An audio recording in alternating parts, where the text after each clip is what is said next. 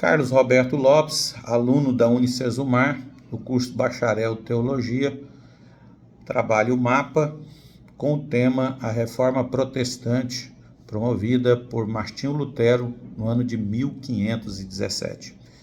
Qual é a contextualização? Qual a época? O que estava acontecendo? Qual país? Mais precisamente ali na Alemanha, na Europa.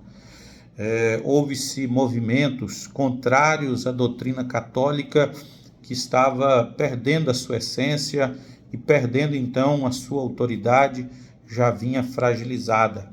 John Hus já dizia que um dia o cisne iria cantar. Ele fazia referências ao nobre, ao grande, ao histórico monge Martinho Lutero. E quem era Martinho Lutero? Martinho Lutero, um jovem que seu pai também queria que ele fosse advogado, mas em um dia, num trajeto de volta para sua casa, ele passa por um temporal.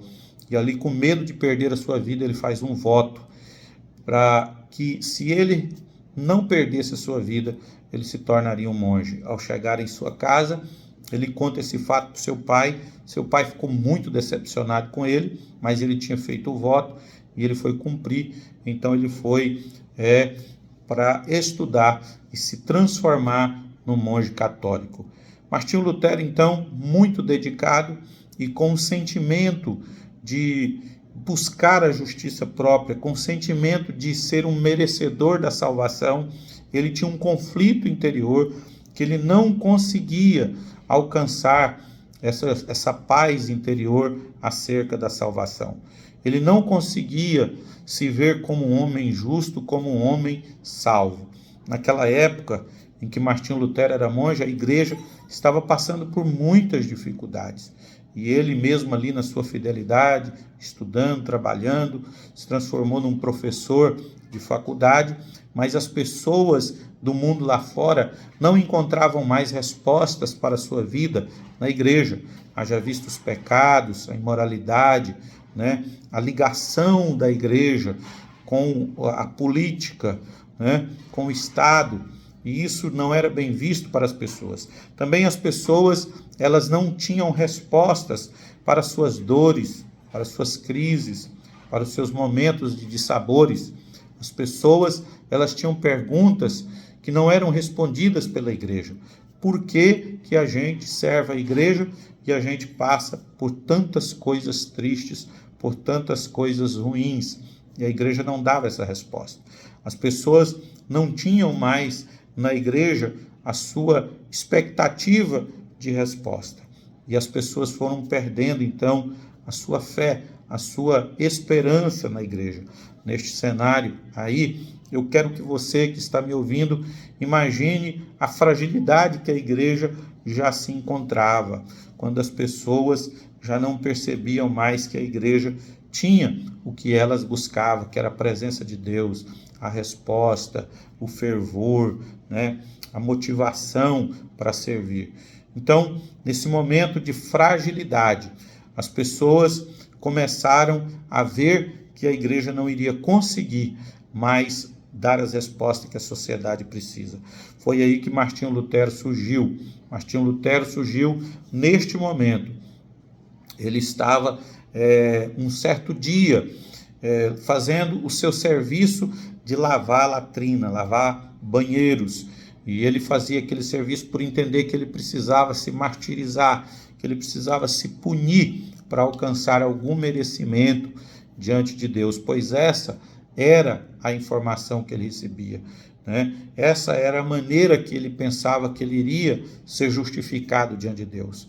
E ali, no momento de muita tristeza, lavando latrina, ele chegou à conclusão que nem aqueles sacrifícios, nem as punições, as autoflagelações que ele fazia consigo mesmo, estava trazendo paz no seu interior. Ele não tinha paz, ele não tinha a segurança da salvação, ele não percebia a alegria da salvação. Então, Martinho Lutero, em crise, ele começa a pensar: o que está valendo eu fazer tudo isso se eu não tenho paz? Um certo dia, Martinho Lutero, então, lendo a Bíblia, preparando a sua aula de faculdade, ele abre em Romanos, capítulo 1, versículo 17, onde ele encontra o justo viverá pela fé. Aquele versículo, para Martinho Lutero, foi a luz que iluminou a sua vida, iluminou seu coração e trouxe respostas para suas interrogações interiores, pois ele pensava que ele seria justificado pelas suas obras, pelos seus atos, pelos seus autoflagelos, pelas suas atitudes boas. Mas agora a Bíblia diz que ele, o justo, é justificado pela fé. Então, certo dia, ele indo para Roma, ele percebe que Johann Tetzel estava ali, um pregador, representante do Papa, vendendo indulgências. E segundo a história, segundo alguns contos, diz que ele fazia tipo que uma chantagem com os filhos e dizia: você não tem coração, você não tem amor, como pode a sua mãe estar queimando no fogo do inferno e você não faz nada? Joga aqui uma moedinha, compra aqui a indulgência, e a sua mãe, no momento em que a moeda cair, tilintar no fundo da caixa, a sua mãe, a alma dos seus parentes, dos seus amigos, vão saltar do purgatório. Martinho Lutero, então, desenvolveu uma ira santa, uma revolta, pois ele havia lido que o justo viverá pela fé. Não através do dinheiro, da compra de indulgências, da compra do perdão, um certificado emitido pelo Papa que salvaria as pessoas. Martinho Lutero confrontou e ele disse que não seria aquele documento que o Papa emitia que iria perdoar uma pessoa, mas ele dizia que as pessoas alcançariam salvação pela fé em Jesus Cristo, através da confissão e do arrependimento dos seus pecados. Tetzel, então, muito revoltado, queria que Martinho Lutero fosse queimado, queria que Martinho Lutero fosse eliminado, porque ele estava confrontando ali uma autoridade papal. Imagine você, hoje nós estamos vivendo no Brasil, um país onde a gente tem uma certa liberdade, que você pode falar, mas naquela época não era assim. A igreja detinha o poder, e quem falasse mal da igreja, quem falasse mal do Papa, era excomungado, era tido como amaldiçoado, era queimado, era morto, era eliminado da sociedade. E Martinho Lutero, então, naquele cenário ali em que ele estava defendendo as suas teses bíblicas, ele escreveu os seus escritos e escreveu 95 teses que combatia as heresias católicas de venda de indulgências e demais doutrinas católicas. Segundo a história, ele enviou para alguns bispos, para os seus amigos, e também pregou na frente da igreja, na porta principal da igreja do castelo de Wittenberg, e ali aquelas 95 teses acendeu então a ira do Papa, acendeu a ira das autoridades católicas, e agora Martinho Lutero é chamado a se retratar. Olha, você precisa se retratar.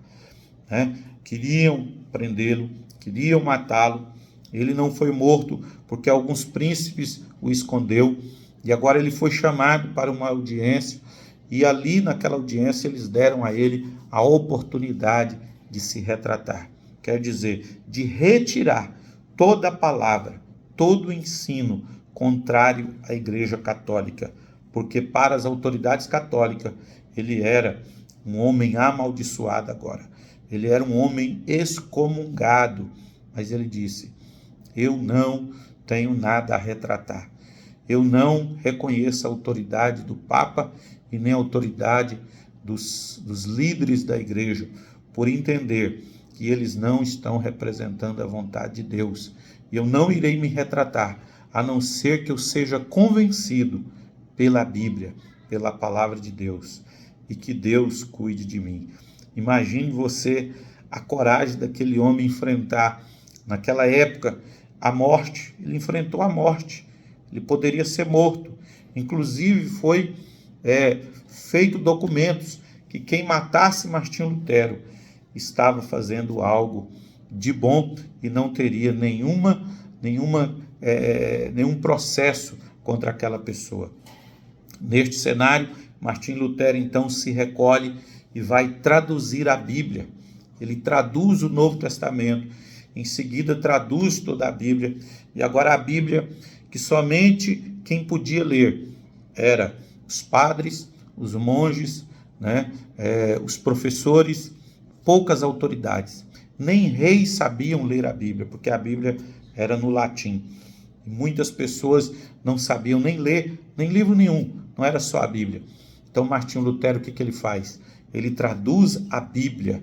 E olha que coisa maravilhosa, foi um dos maiores feitos, ele trazer a Bíblia para a comunidade. E nós vemos a importância dessa tradução da Bíblia, porque Martinho Lutero entendia, vamos falar aqui de 5 solas ou de 3 solas, né? Sola fé, sola escritura, sola Cristo e sola graça, né? E nós vamos falar dessas 4, né? Já que o nosso professor Israel só fala de 3, por ele entender que sola graça e sola fide é a mesma coisa. Mas amém. Então, Martinho Lutero traduz a Bíblia. E quando ele traduz a Bíblia, ele entende que ali ele estava colocando a Bíblia na mão dos leigos, na mão daqueles que não poderiam de jeito nenhum usar a autoridade de falar da Bíblia, interpretar a Bíblia. E segundo o nosso professor da nossa matéria, né, da História da Igreja 2, ele diz que ali estava se iniciando o sacerdócio universal de todos os crentes. Eu quero que você, que está me ouvindo nessa hora, imagine a grandeza dessa reforma protestante. Imagine a importância. O povo não tinha acesso. O povo era tido como leigo. Mas agora, na pessoa de Martinho Lutero, Deus faz uma revolução na igreja. A salvação agora não é mais por obras humanas. A salvação agora não é mais por sacrifícios humanos. A salvação agora, segundo as teses de Martinho Lutero, não é mais por autoflagelamento, é pela fé. A salvação, ela é pela fé nas Escrituras, pela fé na pessoa bendita de nosso Senhor Jesus Cristo. Isso é poderoso ou não é? Só a Escritura, a autoridade da palavra, a autoridade da Bíblia Sagrada que havia sido perdida. Segundo as autoridades católicas, a Bíblia era irrelevante porque a igreja, havia escrito a Bíblia. Então a Bíblia era colocada de lado. Mas nós entendemos que a Bíblia é um livro sagrado, né? Ali nós temos os escritos divinos necessários para a nossa doutrinação, para a nossa instrução. Como diz Paulo, né? Toda a Escritura é inspirada por Deus e útil, né, para o ensino. Ela é apta para nos corrigir, para nos exortar. Mas a igreja havia tirado essa autoridade da Bíblia. Então, primeira sola, sola fide. Segunda sola, sola escritura, né? Só a escritura, a autoridade da Bíblia. E a terceira, que é a sola Cristo, né? Somente Cristo pode salvar. E aqui é o sacerdócio universal de Cristo. Cristo, sacerdote, profeta, rei, né? E com o sacerdócio de Cristo, ele transfere o sacerdote para todos nós cristãos. E nós também, hoje, nós temos o direito de ler, interpretar a Bíblia, porque um dia um homem colocou a sua vida em risco. Um homem colocou a sua condição de viver, de trabalho, colocou isso de lado. E ele preferiu correr risco de vida do que negar a sua fé, do que negar o Evangelho de nosso Senhor Jesus Cristo. Eu quero dizer para você que está me assistindo a importância que é a reforma protestante para nós nos nossos dias de hoje. O que é que ela produziu? Ela produziu aí vários benefícios, segundo autoridades, segundo vários livros. A Igreja Católica perdeu então a relevância naquela época e a nossa reforma protestante foi alcançando vários países, como Suíça, Inglaterra, né? e até na Espanha, e ali outros grandes homens de Deus levaram a reforma, e junto com a reforma veio uma revolução, onde veio a prosperidade. E agora há-se um entendimento de que a prosperidade não é uma maldição. A prosperidade não é algo ruim, mas a prosperidade é a prova da presença de Deus na nossa vida. Isso foi um entendimento que houve. Alguns dizem que a reforma é um pouco humanista, né? A reforma tem um pouco desse lado, mas é muito importante a gente entender que a reforma transformou. E onde a reforma chegou através dos puritanos, nos Estados Unidos, houve uma melhora de qualidade de vida, na educação, em toda a prosperidade das pessoas. Eu quero dizer para você que hoje, nos nossos dias, se nós estamos vivendo o evangelho que estamos vivendo, se nós estamos tendo o conhecimento que nós temos, nós devemos muito à atitude de homens como Martinho Lutero, Zwinglio, Calvino e tantos outros que fizeram, que deram o seu melhor para que nós tivéssemos acesso às informações, às doutrinas, às instruções, à abertura da mente para ser cristão que nós somos hoje. Graças a Deus. Os puritanos chegou então nos Estados Unidos, dos Estados Unidos espalharam para o mundo, e hoje nós vivemos no Brasil um cristianismo, segundo nosso professor da nossa matéria, né, a história da Igreja 2, o cristianismo brasileiro, ele tem um pouco do puritanismo americano. Eu quero resumir aqui então e dizer para você da importância da reforma. E dizer que nós precisamos louvar e que nós precisamos agradecer a Deus por homens que deram a sua vida e que ainda têm dado ao longo dos anos, até os dias de hoje, para que essa chama não se apague. O quanto os presbiterianos contribuíram com o evangelho no mundo, o quanto os batistas contribuíram com o evangelho no mundo, né? O quanto que os missionários, até mesmo missionários sem recursos de juntas de missões, contribuíram com a evangelização do mundo. Então a reforma, ela gerou um movimento e o pentecostalismo chegou. E como diz o nosso professor Israel, o pentecostalismo no Brasil tem influenciado todas as outras linhas do cristianismo, né? Até mesmo o catolicismo. Que Deus nos abençoe, que nós possamos manter acesa essa chama, e dia 31 de outubro nós vamos celebrar mais uma vez essa data pela reforma protestante que aconteceu através do monge Martinho Lutero no ano de 1517. Deus nos abençoe, um abraço em nome de Jesus.